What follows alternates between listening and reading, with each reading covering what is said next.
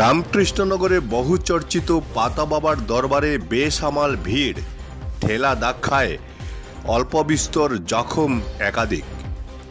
রামকৃষ্ণনগরে বহুচর্চিত পাতা বাবার দরবারে অতিরিক্ত ভিড়ের জন্য অল্পবিস্তর আহত হয়েছেন একাধিক লোক।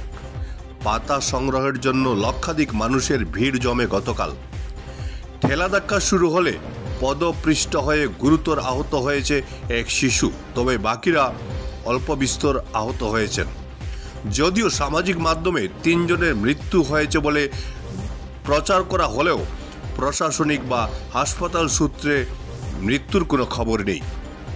Bureau report, Barak vision. মানে ওই যে এক্সেস মানুষ হওয়ার পরে কন্ট্রোল করা গেছে না, পুলিশও মানে কন্ট্রোল করতে পারছে। এরপরে এক্সেস মানুষ হওয়ার পরে তো বৃষ্টির সময় এসে বৃষ্টির সময় মানে মানুষের মানে অ্যাক্সিডেন্ট মানে একটার উপরে যাবো বাঘাবাগি আরম্ভ করছে। আঘাত পাইছে বহুত মানুষ, বেশিরভাগ ছোট বাচ্চারা, যেটা ছোট বাচ্চারা। না, মৃত্যু হয়েছে না, মৃত্যু হয়েছে, জখম হয়েছে একটু। বেড়াওড়া আছে 5 লাখের উপরে। এটা মানে লাখের উপরে, খালি এই রাস্তার মধ্যে লাখের উপরে। রোডে তো আমরা গেছি না, এইখানে সামলাইতে আমরা মানে হালত রোডে দেখতে আমরা পাচ্ছি না, কিন্তু এই ভিতরেই আমরা লাখের উপরে।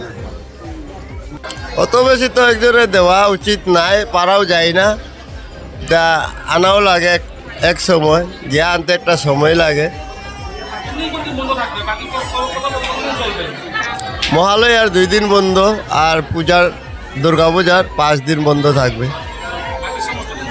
সমস্ত বছর চলবে, সারা জীবন আমি যতদিন থাকি বেঁচে থাকি। 9টার থেকে বিকাল 7টা পর্যন্ত দেওয়া যাইব, সকাল 9:30 থেকে 7টা পর্যন্ত দেওয়া যাইব।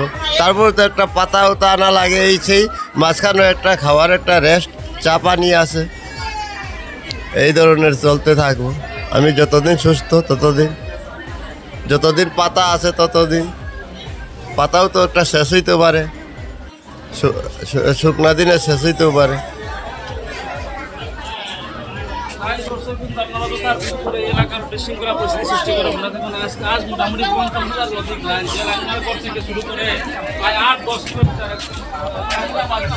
চামেলা বাজার পর্যন্ত লাইন। এই গেটের বর্তমান পরিস্থিতি দেখেন আপনারা, গেটের বর্তমান পরিস্থিতি দেখেন। এখান থেকে শুরু করে প্রায় 6 কিলোমিটার একদম